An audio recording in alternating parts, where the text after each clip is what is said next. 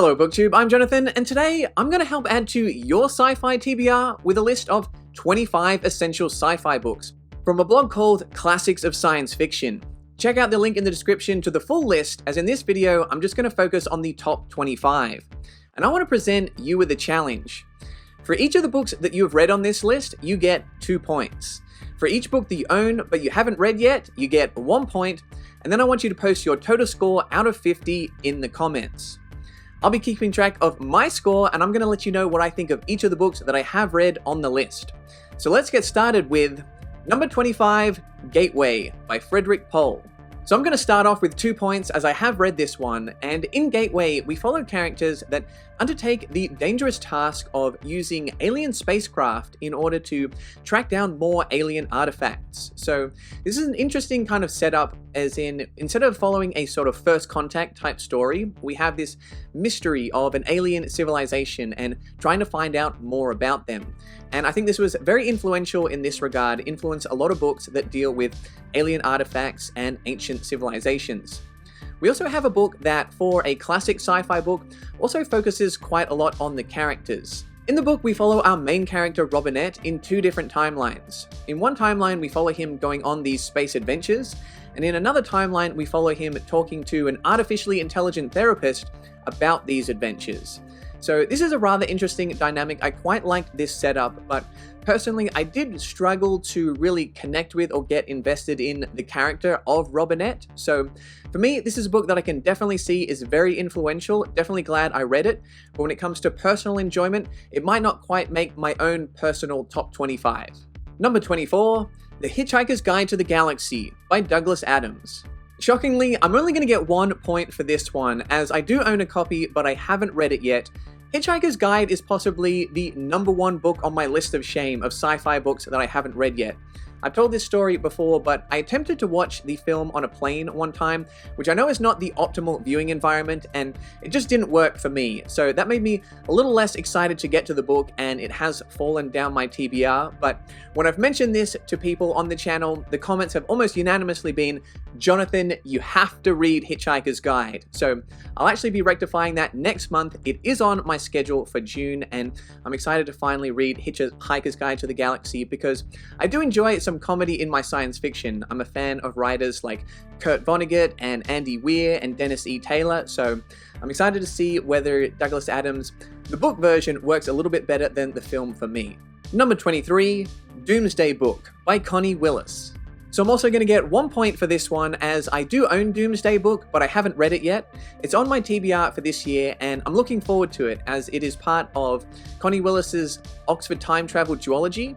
I don't know if you have to read those in order, as some people have told me that I could start with To Say Nothing of the Dog if I wanted to, and I believe that one has a little bit more of a fun tone and style to it, whereas some people have described this one to be a little bit dry, but it also does seem to still be rather highly rated, and I really like time travel stories. I want to read more time travel books, build out my time travel collection, so let me know if you have read it, and let me know if you think that Doomsday Book is going to be a good addition to my TBR.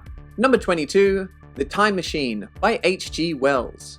So I'm going to get another 2 points for this one, as I have read The Time Machine, and continuing on the theme of time travel, this book, written in 1895, wasn't the first ever book to write about the idea of time travel, but it was the first book to use the trope of a machine, using a time travel machine in order to travel through time.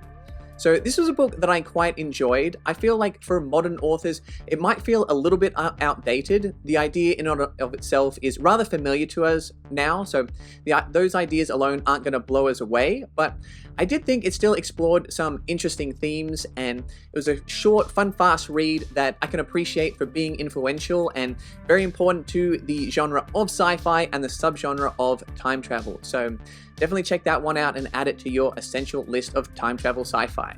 Number 21, Red Mars by Kim Stanley Robinson. So I'm going to get 0 points for this one, as I haven't read or picked up Red Mars yet. we are going to start to rack up some more points. We'll make up those points as we go through the remainder of this list. But Red Mars is book one of the Mars trilogy, which is a hard sci-fi look at the colonization of Mars. So, as someone that quite likes hard sci-fi, I think I might enjoy this book, but some of the reviews I've heard have been a little bit mixed. Some people find it quite dry and slow, and seeing as the books are quite long and there are 3 of them, I'm not sure whether I should pick this one up in terms of should I make it a priority, but let me know. If you've read the series and you think, Jonathan, I know you like hard sci-fi, I know you're going to like this trilogy, you have to pick up Red Mars, then I'll add it to the TBR. Number 20, Fahrenheit 451 by Ray Bradbury. So I'll pick up 2 points for this one as I have read Fahrenheit 451, and I actually discussed this book recently in a video on dystopian classics, so if you're interested in that subgenre, go check out that video. And in 451, we are in a future world where firemen burn books, and it's a very interesting book in terms of the timeless themes. This book is a classic, still read a lot to this day, and I think of those dystopian classics, it is the one with the most beautiful prose. I think Ray Bradbury is an absolutely fantastic writer. When it comes to the character and the story, I'm not sure it hits quite the same heights, but still an absolutely essential read, and I can see why it made this list. Number 19, Rendezvous with Rama by Arthur C. Clarke.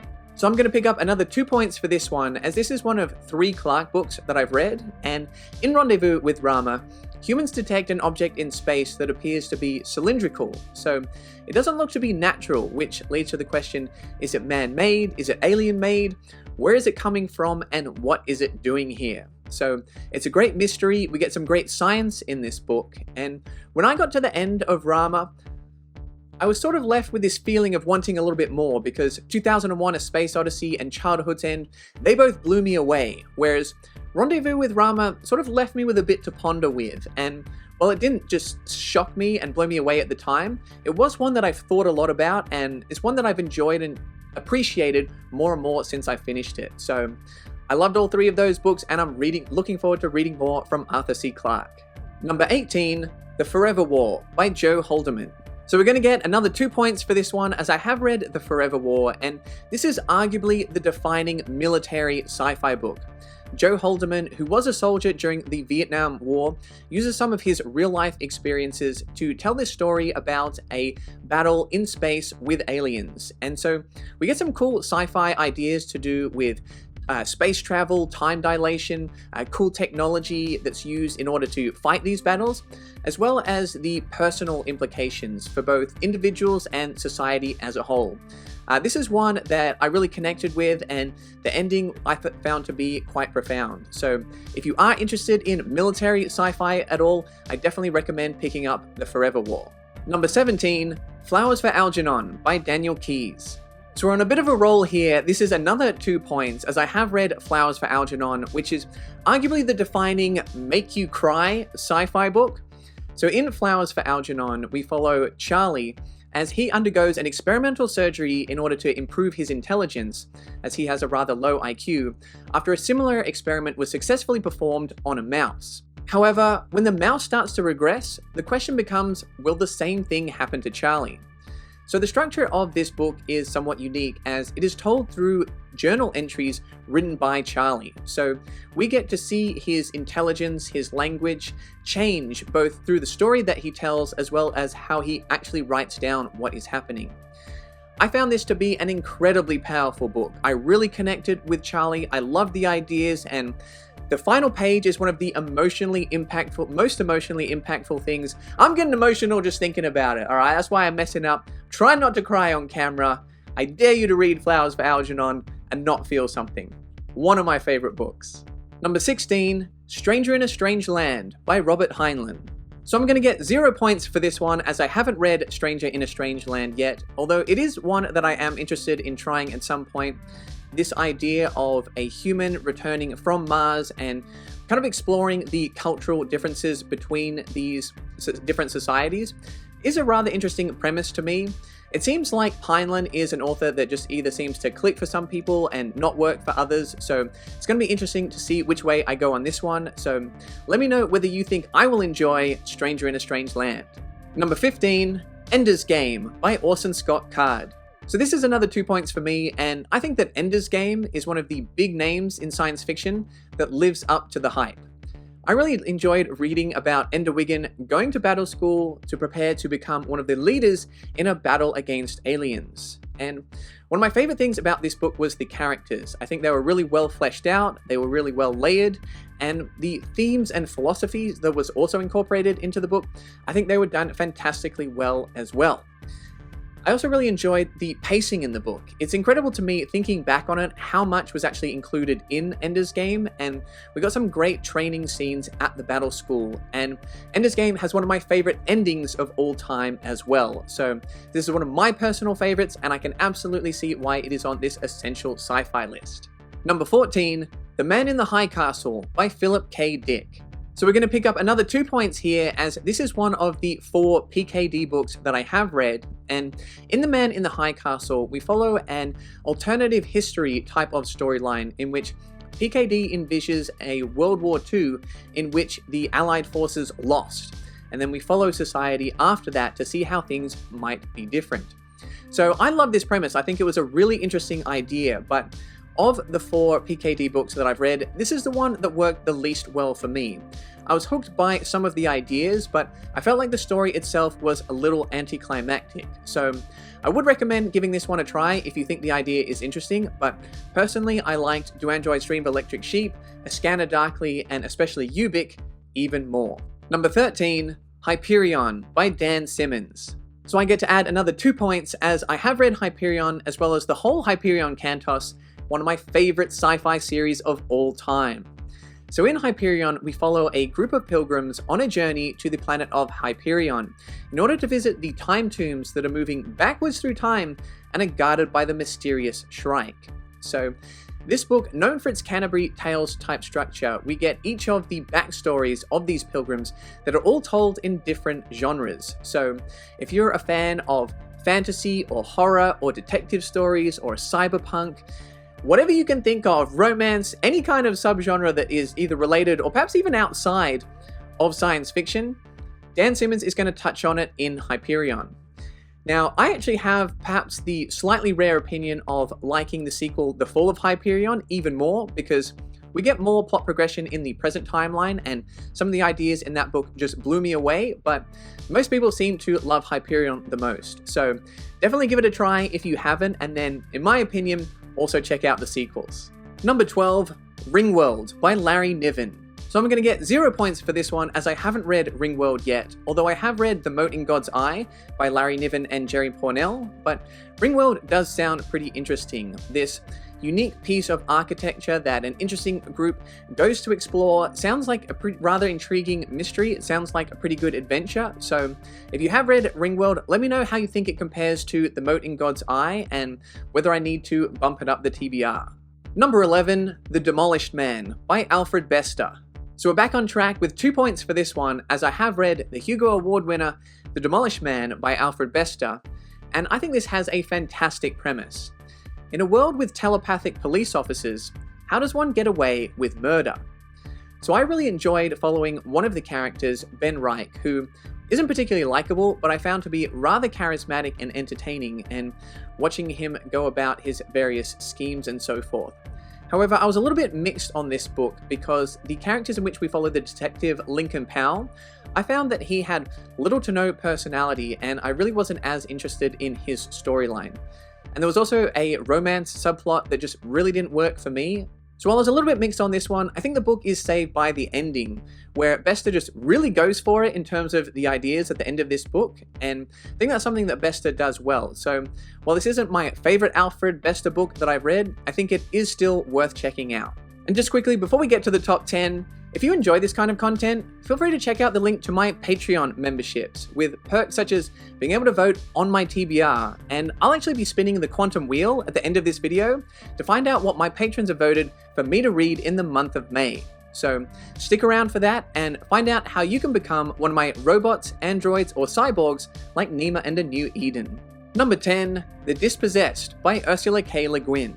So I'm not going to get any points for this one, as I haven't read The Dispossessed, although I have read another book by Le Guin, which may appear later on this list, but The Dispossessed is one that does sound interesting to me. It examines different societal structures between different planets, and I think Le Guin is somewhat of a master of writing softer science fiction. So if I'm in the mood for that, I might pick up The Dispossessed, because this seems to be one of her most highly rated books. So let me know if you've read this one and how you think it compares to some other Le Guin classics. Number 9, The Star's My Destination by Alfred Bester. So I'm going to get another 2 points here, as I have read The Star's My Destination, another Bester book on the list, and this is my preferred of the two. So in The Star's My Destination, we get this interesting future where we have some very interesting technology and ideas, including jaunting, which is a form of teleportation, which I thought was one of the most interesting aspects of the book. And we follow Gully Foyle, who is not a particularly likable character, but definitely a memorable one. This is a fantastic revenge story and definitely a classic within the science fiction genre. So if you're going to pick up a Bester book, I would recommend starting with The Star's My Destination. Number 8, Neuromancer by William Gibson. So I'm going to get another 2 points for having read Neuromancer, arguably the definitive cyberpunk novel. So I'll be honest, when I read this one, I had a little bit of a tough time getting into it, as Gibson does not hold your hand as he introduces you to this world. There's a lot of terminology to pick up, and there's a lot of things that you kind of just have to make sense of through context clues rather than being explicitly told to you. This book actually invented a lot of common phrases that we use today, like the Matrix or cyberspace, and it is basically influenced every other cyberpunk book that ever came after it. This is a book that I've come to sort of appreciate and respect more and more over time, as opposed to one that I actually loved the reading experience of, and for that reason, I would probably put this near the top of a books to reread list. It'd be really interesting to read this one with a little bit more sci-fi under my belt. So if you're newer to sci-fi, don't let me put you off trying it, but personally, I probably would benefit from reading a little bit more sci-fi to try and make sense of Neuromancer first. Number 7, The Foundation Trilogy by Isaac Asimov. So I'm going to get another 2 points here, as I have read the original Foundation trilogy. Personally, I do think of them as 3 separate books, but it can also make sense to group them together as a trilogy, because Asimov originally wrote Foundation as 8 short stories, and then later wrote an additional introduction for the first book when it was split into 3 novels. So you can group them all together if you like. I personally enjoyed the first one the most, and I did enjoy books 2 and 3. They included probably my favorite character in the series, but I just really enjoyed the ideas, particularly in book 1, where we follow Harry Seldon, who's created a form of science called psychohistory that combines statistics and psychology in order to predict the future of society.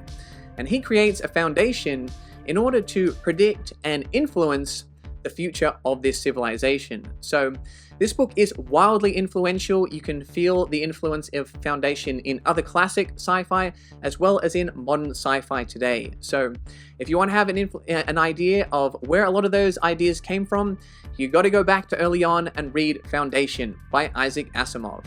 Number 6, The Martian Chronicles by Ray Bradbury. So I'm going to get 1 point here, as I have picked up a copy of The Martian Chronicles and I plan to read it this year, but I haven't read it yet. I was a tiny bit surprised to see this book higher than Fahrenheit 451, because that's such a giant of classic sci-fi, but if this one is even better than Fahrenheit 451, then I am in for a great read. I believe it is a short story collection of sci-fi stories to do with Mars, and typically I lean more towards reading novels than I do short story collections, but Bradbury is such a beautiful writer, and this one comes so highly rated that I'm pretty sure I'm going to enjoy this one quite a lot. Number 5, 1984 by George Orwell. So this is another dystopian classic that I'm going to get 2 points for, as I have read 1984, a book in which the setting is a society led by Big Brother and controlled by the Ministry of Truth and the Thought Police. So this is an impressive place to live, and I think this book thematically has remained relevant for many years after it was written. It's also a book that really made me care about the characters and their stories, and one that just made me feel pain over and over and over again. The ending of this book was like taking a nuclear missile to any sense of hope that I had, and it's definitely one of the most bleak books I have ever read, but an absolute masterpiece, one of my favorites, and an absolutely essential sci-fi read. Number 4, Childhood's End by Arthur C. Clarke. So we're going to pick up another 2 points for Childhood's End. As I mentioned before, I have read this one, and this is my favorite Clarke book that I've read so far. In Childhood's End, we have alien spaceships appear over a number of large cities around the world. And why are they here? What are their intentions? Are they benevolent? Are they here to destroy us? All of these we'll have to wait to find out. And I think this book has some great mysteries, and as this book progresses through 3 distinct parts in the book, the ideas just get bigger and better until the ending just blew me away. This book really influenced my perception on things to do with space and time, my role within the world, the human race's role within the universe. It really just got my mind spinning for days and weeks and months, possibly even years after I read this book.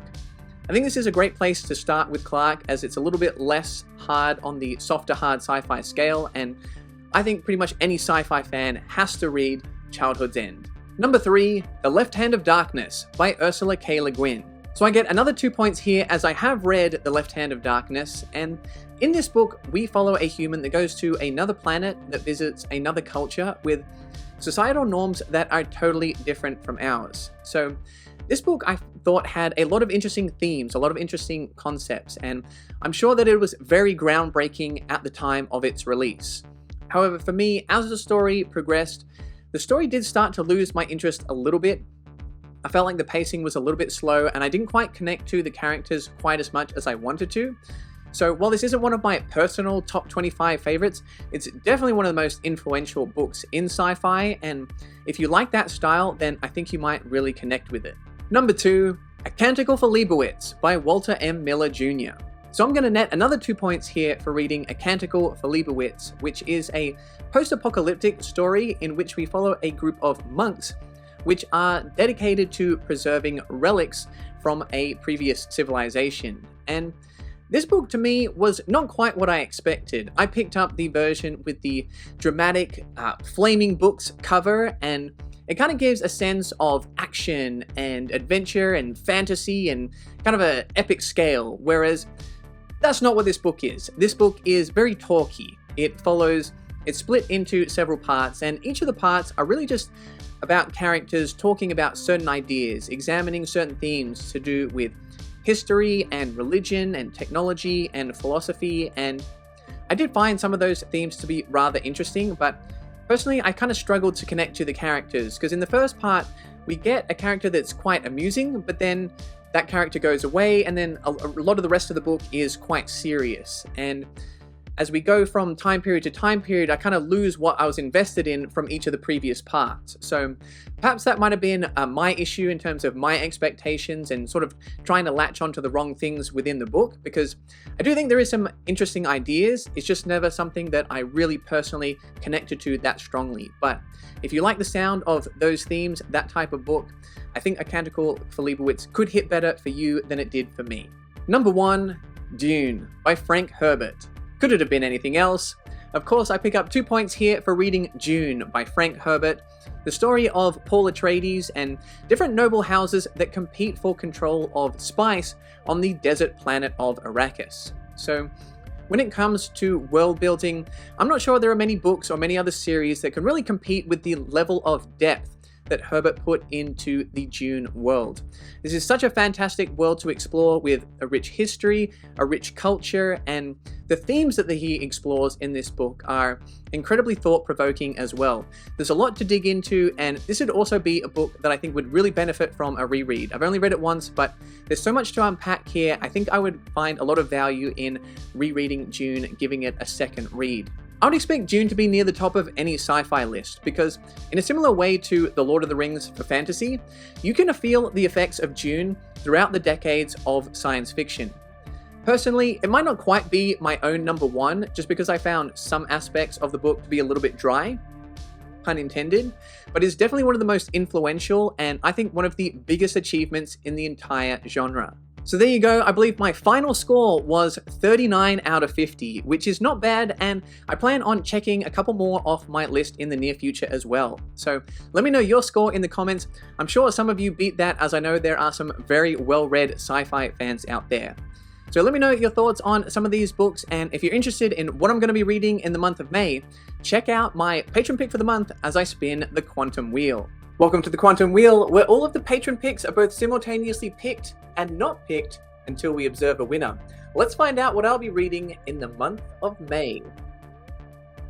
Right. Spin, Quantum Wheel, spin. What are we going to get? It looks like Earth Abides or Dogs of War. Oh, it's the Dogs of War. Okay, nice. Adrian Tchaikovsky, Dogs of War. I was a big fan of Children of Time in particular, so I'm excited to read Dogs of War. Yeah, wish Charlie the Mini Poodle was in the room to celebrate this. Maybe we'll cut in some footage of her later. But yes, if you're interested in that, join me this month. In the month of May, I'll be reading Dogs of War by Adrian Tchaikovsky. So there you go, guys. I hope you enjoyed the video. If you did, subscribe. It's free. And you can check out more sci-fi content over here.